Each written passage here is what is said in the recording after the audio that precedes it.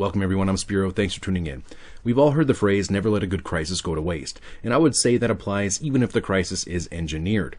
We've also heard the phrase, order out of chaos, which is a strategy that I believe we are seeing unfold before our eyes. Now I'm sure that many of you are familiar with the Hegelian dialectic, which is problem, reaction, solution. If you have a goal of, let's say, global governance, you may not be able to just roll this out because you'll be met with resistance, and there may be little to no justification for this agenda. So you engineer a crisis, in this case, a global health pandemic, a scenario we have seen war-gamed in documents such as the 2010 Rockefeller Lockstep document and Event 201, the tabletop exercise and simulation of a global coronavirus pandemic.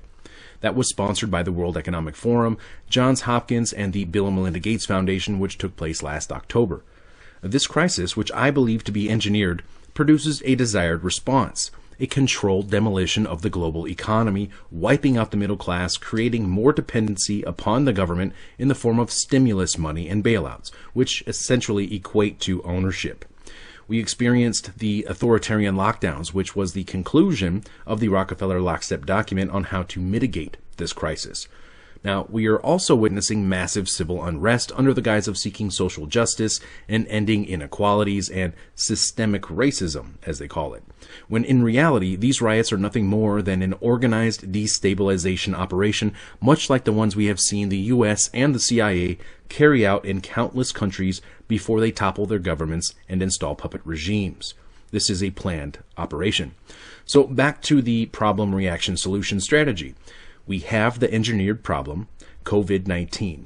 We have the reaction, the economic collapse and the civil unrest, and now it's time for the solution, a solution which has already been predetermined, prepackaged, and ready to roll out. The solution was just announced by the World Economic Forum, the same World Economic Forum who asked Johns Hopkins to host Event 201. Their solution is what they are calling the Great Reset, an initiative that was officially launched this week. Now, I'm going to play a series of clips from a World Economic Forum video published about 3 years ago talking about the Fourth Industrial Revolution. I will be commenting about these clips as we go.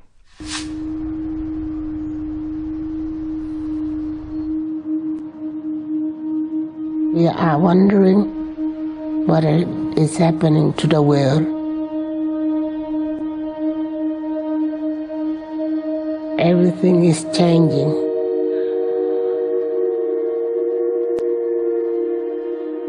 The very idea of human being some sort of natural concept is really going to change.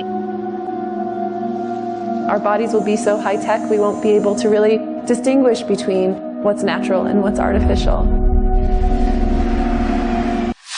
This is profound. She said the very idea of human beings being some sort of a natural concept is going to change, and that our bodies are going to be so high-tech we will not be able to distinguish between what's natural and what's artificial.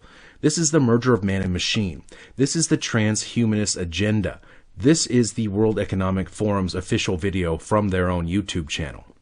Inside our own heads is the most complex arrangement of matter in the known universe. You might ask yourself, can we get to be superhumans?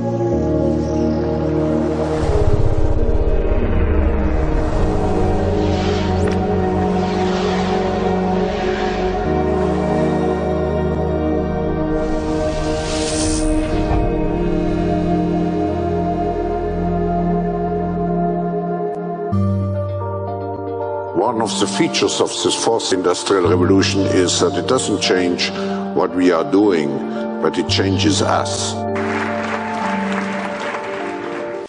There you just heard Klaus Schwab, the founder and executive chairman for the World Economic Forum, say that the fourth industrial revolution is going to change us, change humanity. The prediction of 5 million jobs lost by 2020 to technology is serious, but it's not the main question. Construction, manufacturing, services, public health and education, these industries will still exist. The main question is, what will be the future of work? How will we define work? How will we share the wealth? One of the things that I think is so essential to free and open societies is freedom of thought. And up until now, the conversation we've been having is around freedom of speech. Once we can access people's thoughts and access people's emotion, we have to create a space that enables people to think freely, to think divergent thoughts, to think creative thoughts. And in a society where people fear having those thoughts, the likelihood of being able to enjoy progress is significantly diminished. Did you just hear that? She said right now the discussion has been around free speech, but basically once we get that out of the way, once we get access to people's thoughts and once we get access to people's emotions, we need to create a framework for people to think in, so people aren't scared and so people are safe. This is absolutely terrifying. Talk about thought police. They are fully intending and telling us right now that they plan to have direct access to your thoughts and to your emotions and be able to manipulate them as they see fit, of course, for the greater good. This is not about saving the planet. This is not about equality. This is about control. Many of the jobs will be taken by robots, so they will redefine work and what it means to work. They want to redefine what it means to be human and determine for you your role and your future of being essentially a transhumanist cyborg integrated into this new control grid. Do you think that the central banks would take responsibility for the collapse of the current system? Do you think that the governments would take responsibility? No. The virus is here to take the fall. The virus will be the excuse to burn down this old system, as we're seeing happen right now, and out of the ashes this new system will rise. They are rolling out the digital immunity passports, and that the UN's digital identity plan is being rolled out and worked on right now, which is being funded and rolled out by Bill Gates. There's so much more. I could continue to go on, but for now I'm going to have to cut it here.